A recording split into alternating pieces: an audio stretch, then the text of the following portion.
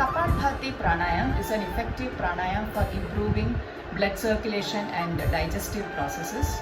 It also helps improving the function of liver and kidney, thereby effectively eliminating waste and toxins from the body. It also adds a glow to your face. A word of caution, a big word of caution. This pranayam should not be attempted by heart patients. Here, since we are exhaling forcibly, we are exerting a lot of pressure on the abdominal and chest muscles, which may prove harmful to the heart patients. So heart patients and high BP patients, please don't attempt Kapalbhati pranayam. In Kapalbhati pranayam, exhalation is an active process and inhalation is a passive process, which means in Kapalbhati we are exhaling forcibly by contracting the stomach muscles, whereas inhalation is a normal passive process. Exhalation is active.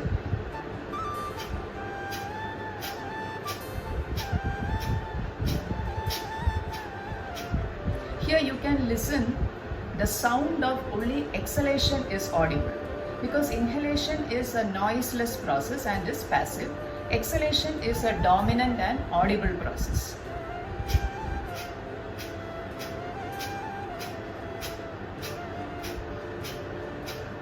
Stomach muscles are basically involved in this, and to some extent the chest muscles are also involved.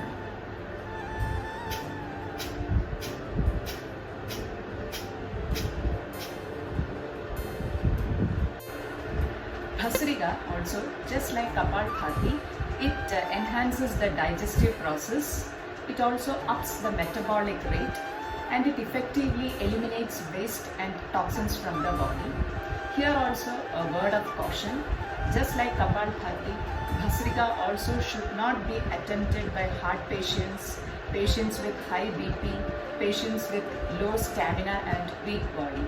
They should not attempt Bhasrika, because since the breathing in and breathing out are active processes, the stomach muscles and chest muscles are actively involved.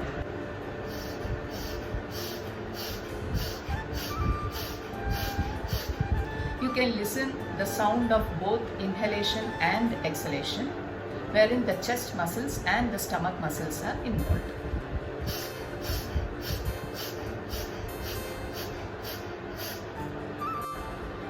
There is another way of doing Bhasrika too, which will be useful for beginners, because there will not be too much of confusion between inhalation and exhalation.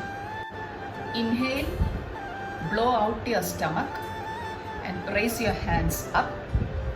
Exhale, tuck your stomach inside, bring your hands down. These things has to be taken care. So inhale, blow out your stomach, raise your hands.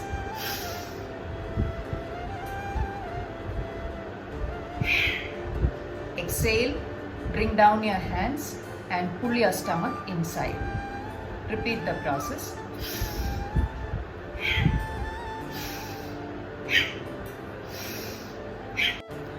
This method could be followed till you get the rhythm and be able to do Bhasrika effortlessly like this.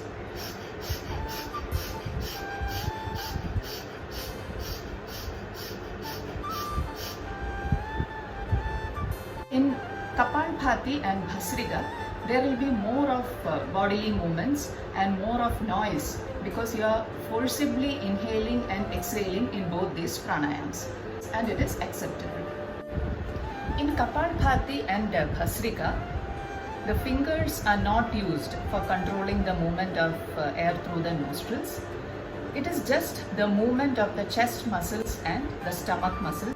So both the hands should be kept in Dhyan Mudra above the knees while you are doing Kapalbhati and Bhasrika.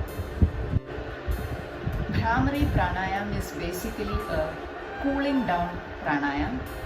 Since we are keeping our eyes and ears closed and producing a humming sound, it automatically calms your body and mind and relieves mild headache and migraine problems also. So basically it is a calming and soothing pranayam, and as such there are no contradictions to Bhramari pranayam. Only thing is, you should not exert too much pressure to the ears with the fingers while performing this pranayama. We are using both the thumbs to close the ears, and the rest of the fingers are used to hold the head. Inhale and blow out your stomach, and while exhaling you have to produce a humming sound and flatten the stomach. Inhale and blow out your stomach. Exhale with a humming sound.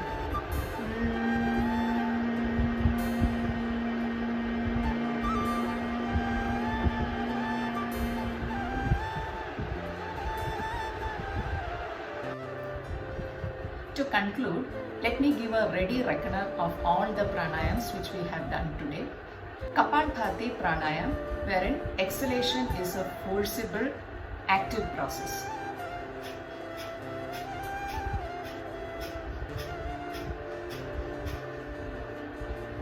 Next is Bhasrika, wherein both inhalation and exhalation are active processes.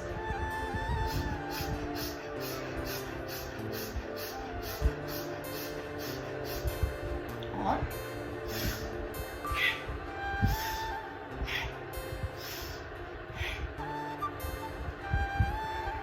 last is Bhramari pranayam, wherein exhalation is done with a humming sound.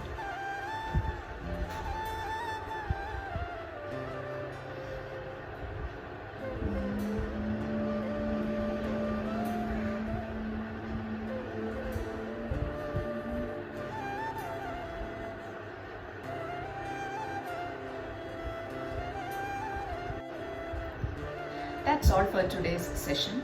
We'll come back with more informative and interesting yoga videos. Please do subscribe my channel, view the videos, like and follow them.